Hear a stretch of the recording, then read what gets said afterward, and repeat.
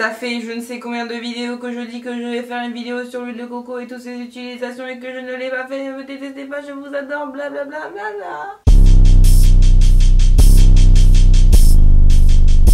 En gros, à quoi me sert l'huile de coco au quotidien? Je vous invite évidemment à aller voir mes précédentes vidéos sur les produits de beauté, sur ce qui se cache sous les ingrédients des produits de beauté. Comme ça vous comprendrez mieux pourquoi je me suis mise aux huiles végétales vierges. Avant de vous montrer dans quelles circonstances je me sers de l'huile de coco, je vais quand même vous énumérer toutes ses vertus. Here we go! Donc l'huile de coco serait nourrissante, assouplissante, adoucissante. Pour ceux qui aiment dans la de coco, ça va être génial parce que ça sent super bon. Pour ma part, j'ai la version désodorisée parce que je suis pas hyper fan de l'odeur de la noix de coco. Il paraîtrait que la version non désodorisée est bien plus riche en termes de vertus. Donc si l'odeur de la noix de coco ne vous dégoûte pas, prenez la version non désodorisée. C'est une huile qui serait conseillée pour tous les types de peau, surtout les peaux déshydratées, les peaux sèches et en soins après soleil. Et sachez que si vous fabriquez vos propres savons maison, l'huile de coco augmenterait le pouvoir moussant du savon. Alors maintenant, comment choisir son huile de coco? C'est très simple, il y a 3 critères. Il faut la prendre vierge, c'est-à-dire sans conservateur, sans ajout. En gros, la liste des ingrédients de votre pot d'huile de coco ne doit contenir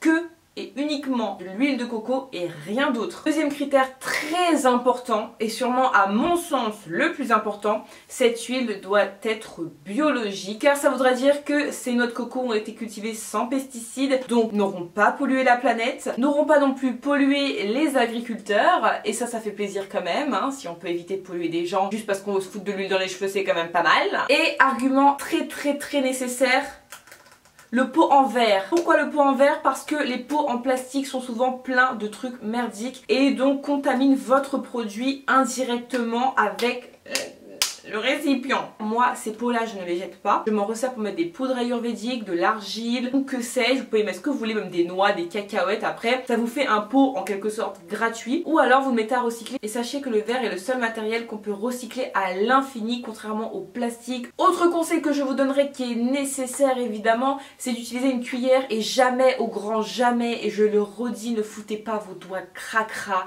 et vos doigts tout court dans des pots comme ça. Et encore plus si vous avez le pot géant parce que ça va proliférer des bactéries, des germes. Vous allez toucher vos cheveux, remettre vos doigts dedans, puis sur votre corps, puis sur vos vides. C'est dégueulasse. Vous prenez une petite coupelle, vous prenez une petite cuillère, vous attrapez ça, vous prenez la quantité dont vous avez besoin. Sachez que l'huile de coco a aussi des vertus antibactériennes.